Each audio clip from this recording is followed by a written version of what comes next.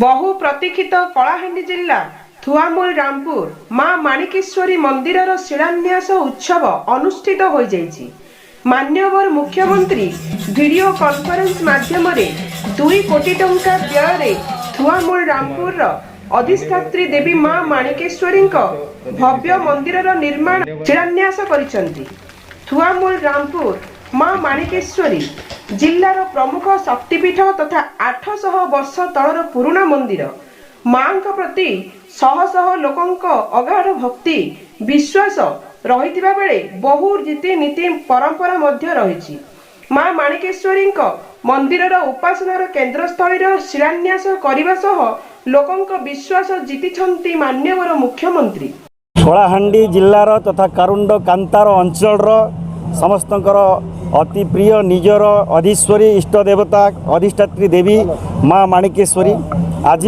मां माणिकेश्वरी दीर्घ 800 वर्षर पुराणा मंदिर जो जराजीर्ण अवस्था थिला से मंदिर पुनरुद्धार पाई एक नूतन भव्य मंदिर निर्माण पाई आज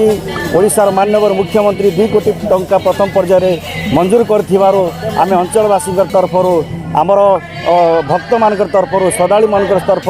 आमर माणिकेश्वरी पूजा कमिटी तरफ आम प्रथम हार्दिक कृतज्ञता ज्ञापन करुँ, धन्यवाद ज्ञापन करुँ। ये मंदिर ये जदि हो जाए ताहले केवल ओडिशा नुहे ओडिशा ठारू आंध्र ठारू आरंभ कर समस्त भक्त ये आसबे एवं ए अंचल गोटे पर्यटन स्थलर मान्यता पाइब जेहेतु थुआमूल रामपुर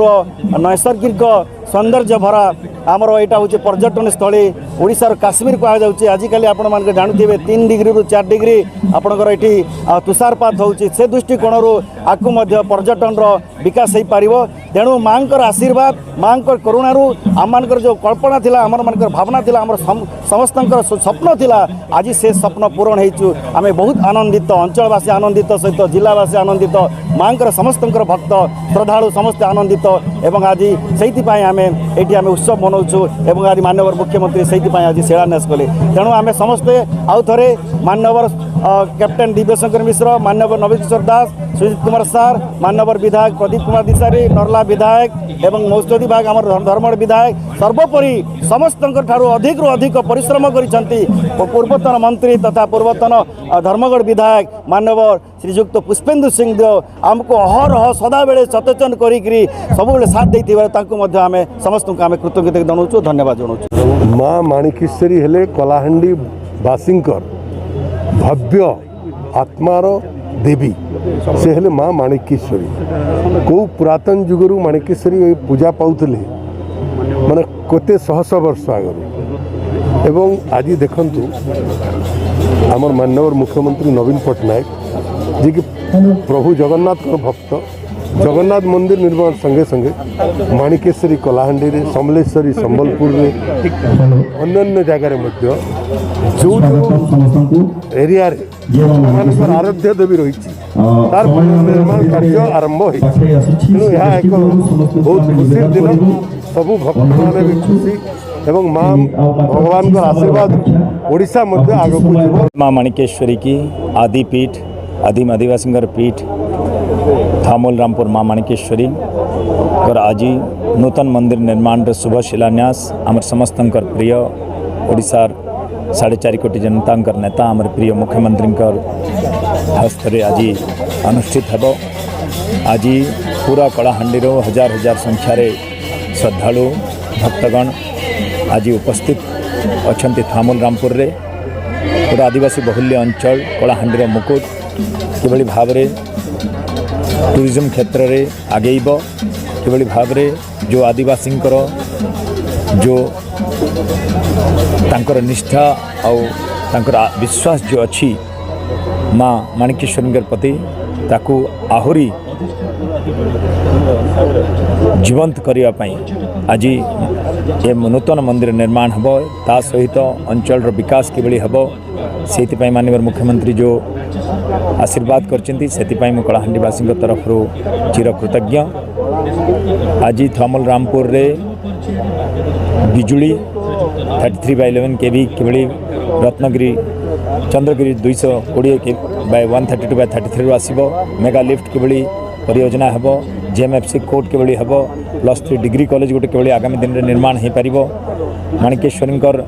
मंदिर एवं ट्रस्ट एवं पूरा टूरिज्म डेवलपमेंट किभली हो पार मरुडीगुड़ा जो इंद्रावती उद्गम स्थली अच्छी से किभली विकास हो पार ए समस्त को लेकिन आदिवासी विकास वार्ता को लेकिन आज माननीय मुख्यमंत्री शुभ शिलान्यास देवे आमे समस्ते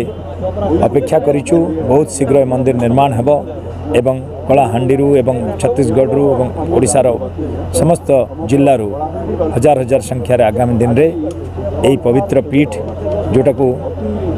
समस्ते पूरा कलाहांडीवासी आज अपेक्षा करछंती तार शुभ शिलान्यास माननीय मुख्यमंत्री 12:05 समय स्थापना करेंगे। माननीय मुख्यमंत्री को बहुत बहुत धन्यवाद ज्ञापन करी एथिपाई जहाँकि शह शह वर्ष धरी जे मंदिर आमर परिचालना करटा तैयार नहीं पारुथी आज माननीय मुख्यमंत्री ये भव्य मंदिर तैयार करने प्रथम पर्यायर 2 कोटी टंका अर्थ मंजूर करछंती एवं परवर्ती समय अनेक अर्थ मंजूर करेंगे मंदिर विकास पाई तेणु तांको आउ तार धन्यवाद ज्ञापन करुच्ची जेहेतु यही अंचल भागभाग माणिकेश्वरी मंदिर सहित जड़ित अच्छी आउ सबुबले माणिकेश्वरी मंदिर उन्नतीकरण करने अंचलवासी सब दाबी कर आसुले आज पूरण हो अंचल वासी सबुबले उत्साहित अच्छा यही मंदिर निर्माण करने तेणु आउ थे माननीय मुख्यमंत्री धन्यवाद दूची आ सबुबले आम जिते बड़े यही अंचल समस्या लेकर जाऊ आज आपणकर गुणपुर रु आपणकर रायगड़ा पर्यंत 200 कोटी माने अर्थ मंजूर कर रास्ता एवं मंदिर उन्नतीकरण करने ठीक सेहीपरि दुईटी आपणकर लिफ्ट इरिगेशन प्रोजेक्ट से अर्थ मंजूर कर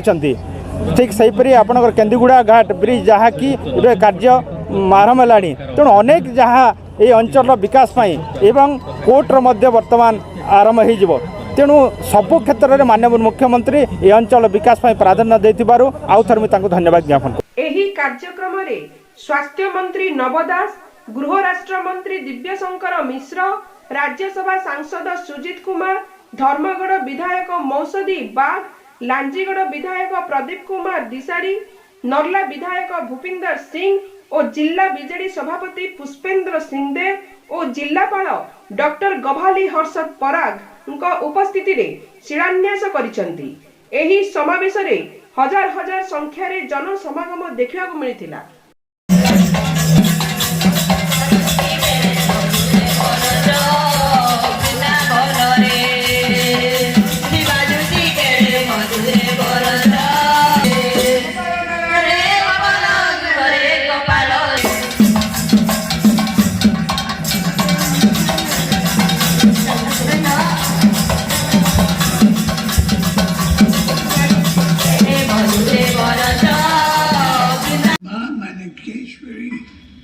आशीर्वाद